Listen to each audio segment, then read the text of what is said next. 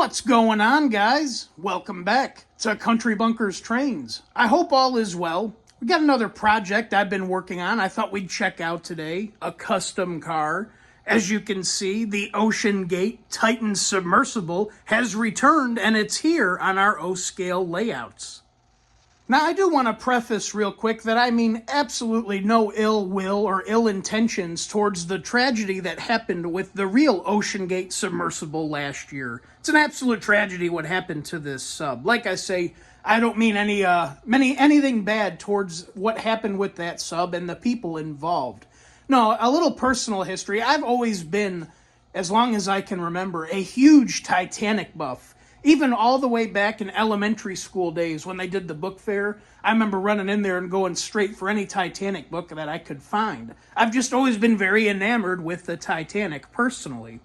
And this being a tragedy that happened recently that's tied to the Titanic, well, it kind of put that idea in my head. I thought it'd be pretty neat to have this car and build it here for the layouts. I've had this idea for a little while, a couple of months, and it finally came to fruition. I definitely thought this would be a car that would be very, very interesting and for sure be a conversation starter for visitors here to the train room. But anyway, let's get to the goods. The car itself is an Atlas O Trainman TTX short bulkhead flat car. Here's a look at the item number if desired. And as you can tell, it's actually originally a two-rail car. Now, I know a lot of people have had success running two-rail wheel sets and trucks on their three-rail O-gauge track. And for the most part, I had some decent success. However, I did find a couple spots where this car was wanting to come derailed on the tracks. So for reliability, I went ahead and picked up some Atlas three-rail truck sets to throw under this thing. Much more reliable. No problems, no issues. Don't have to worry about it now. I can walk away and pour myself a drink and not have to wonder if this thing's gonna come derailed off the tracks again. Also, this being a two-rail car, as you can see, it has the Atlas version of the Cadies. I don't know, is this Atlas Cadies? That's what came on the car factory. I've already swapped over my weathered cars or weathered train all over to the 740 series Cadies.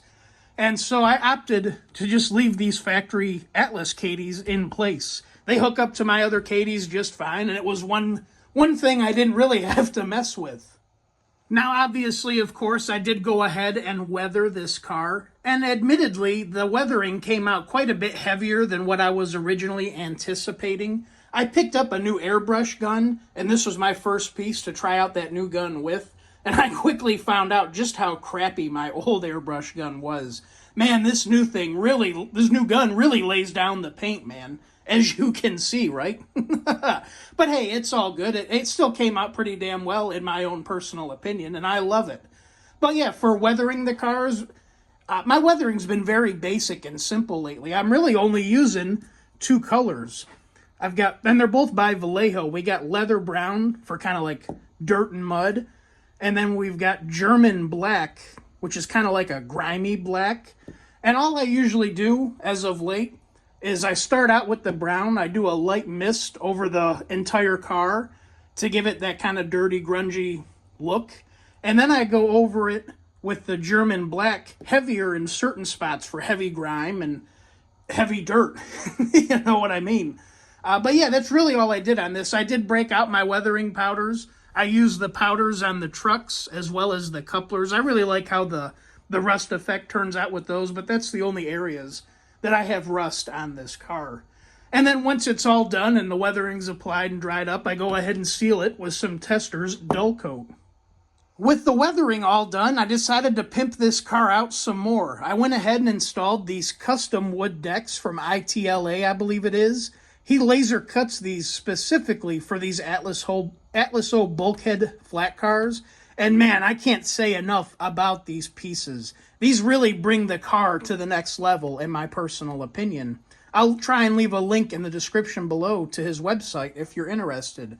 But along with those, I also went ahead and installed some of our Smokebox Graphics O-scale reflectors.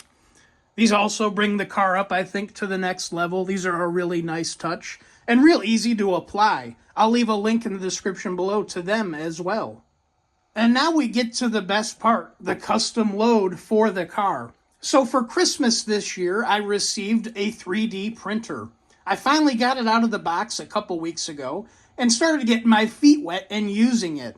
Now I have not yet loaded or downloaded a CAD program to start designing and building my own stuff. But the great news to this is there is a ton of free stuff and stuff that you can purchase, downloadable prints online that are available. And that's what I've been doing.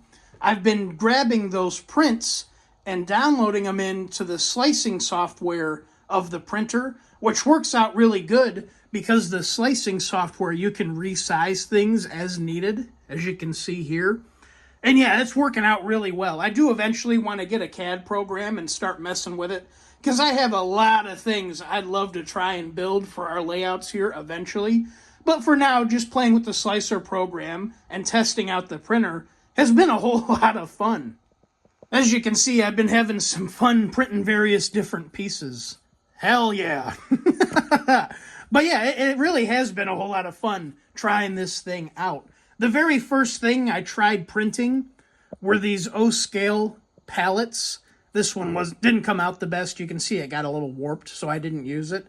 But yeah, I really liked how these turned out. You can see them here under the barrels. I went ahead and painted these with some testers. It's just called wood paint, and then gave a black wash over them. They came out really damn good. I think they did, at least. The second thing I tried printing were these barrels. And then once I got the car together, the last thing I printed, what I'm going to show now, is these crates. I found these for free online. I think they said these were Star Wars crates. I don't know if that's true or not, but I think they look really well. For these I have a bunch of old aerosol paints left over in the garage. I think this red was old VHT flame red or something like that. It's actually engine paint. And then this was just some blue paint I had left over too. One of my favorite things on this car, though, besides the sub itself, is the little ballast tanks that I came up with. I'll post a picture here on the screen, or at least I'll try to.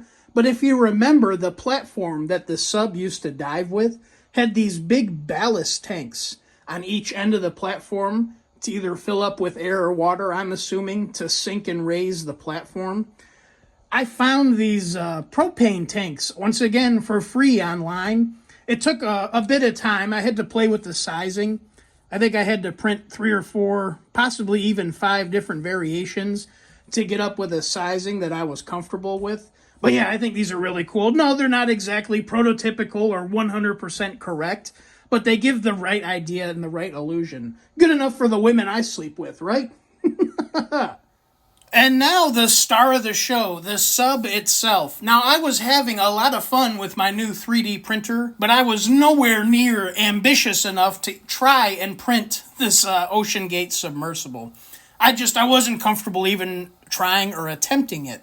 But luckily for me, I found somebody on Etsy who actually offered this submersible, and it was very close to O-scale. In fact, looking up measurements online and whatnot, according to the measurements, this thing is supposedly a ½ inch bigger than true 1/48 scale. But to my eyes here in person, it looks just slightly undersized. Now, that could be my own doing, because all my vehicles here on the layout are 1/43 scale. But regardless, it's so damn spot on or close enough that I'm more than happy with it. And again, if you're interested in one of these, I'll post a link in the description below. But as you can see in the pictures, it arrives as an unpainted, printed in white sub. Very, very cool. I will say painting this sub was quite a bear. Being a small piece and a 3D print, printed as one solid piece, there was no way I could remove anything or attempt to mask this thing off to airbrush or spray paint all the different details. No, that just wasn't happening. The way I did it, I started out with Rust-Oleum Gloss White aerosol spray paint. The whole thing got a nice glossy white finish.